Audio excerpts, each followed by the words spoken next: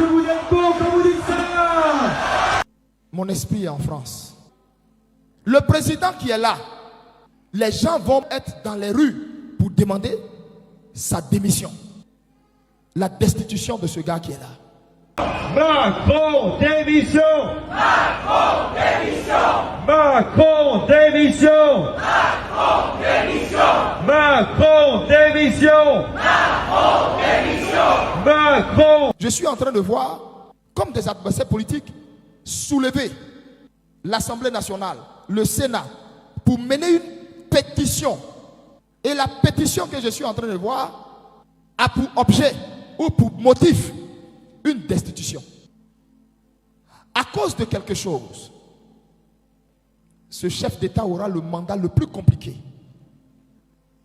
J'ai dit, je vois, comme des gens, des opposants, et comme un groupe de personnes, comme les députés, le Sénat, ou je ne sais pas quoi, introduire et demander la destitution de ce gars qui est là.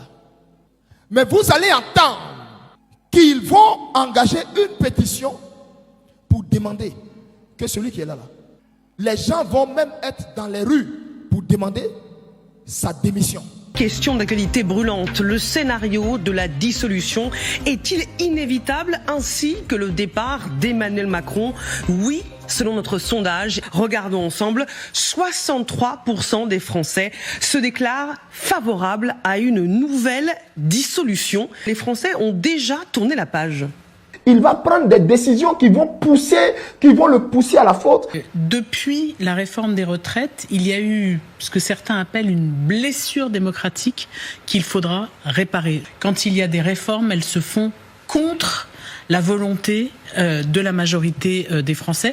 Oui, on sent que les Français sont fatigués, énervés de subir les décisions des politiques. Juste, les gens n'en peuvent plus. Quand vous avez un nombre jamais vu d'enfants qui se trouvent à la rue, de personnes sans abri, que vous avez des gens qui ont faim dans la 7e puissance économique au monde, je crois qu'il est temps que ça s'arrête. L'esprit de responsabilité de sa part, ce serait de tirer un constat et un bilan des échecs successifs des actions qu'il a menées, tant au niveau politique, économique, social, de la question écologique notamment.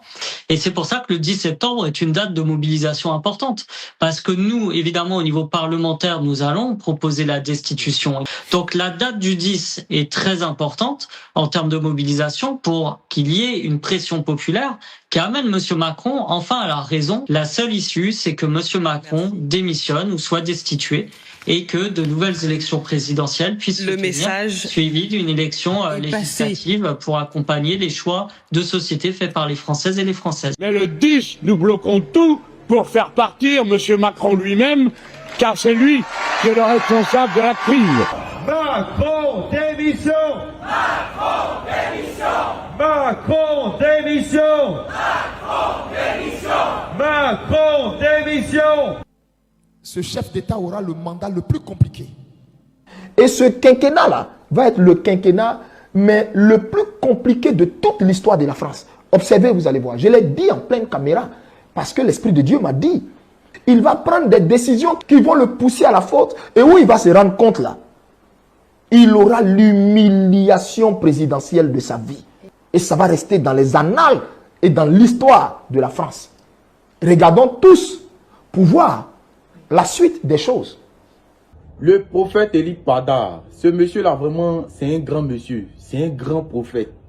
En plus de délivrer des gens, en plus de briser des malédictions faites dans les familles, il arrive à prophétiser sur tout un pays.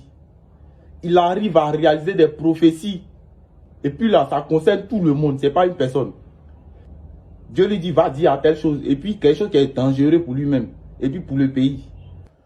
Ce prophète qui est là, ne le prenez pas à la légère. Vous-même voyez sa tenue, voyez sa manière de s'habiller. Regardez comment il s'habille, regardez ses cheveux. Il n'y a aucun luxe sur sa personne, aucun luxe. Il n'y a pas de luxe.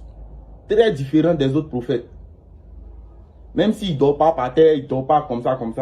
Mais tout ça là sont des signaux. Mon vieux, moi je ne te connais pas. Moi je ne t'ai jamais vu comme ça. Mais c'est que toi tu as dit dans les années passées, il est négligé. C'est ce qui est là, c'est passé là. Vraiment, moi, il dépose mon vieux, t'es un messie des prophètes.